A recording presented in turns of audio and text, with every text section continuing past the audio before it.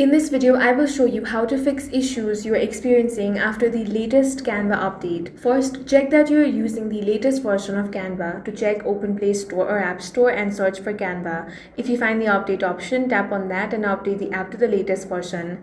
Next, what you want to do is close the Canva app completely. Close it even from your app switcher or recent apps, then reopen it and check if that fixes your issue.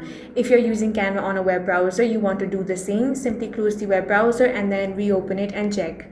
If you're using Canva in a web browser, you also want to clear the browser's cache. For that, tap on these three dots, then find Delete Browsing Data. Now select All Time for Timeline and then tap on the Delete Data option. If you're using Canva in the app, then long press on it, tap on this App Info icon. Now it will take you to app settings. Here, look for the option of storage, tap on that. Now tap on Clear Cache. Now open Canva and check if that fixes your issue. If your problem is still not fixed, then you can simply reinstall the application. For that, uninstall Canva. After uninstalling, again reinstall it from Play Store or App Store.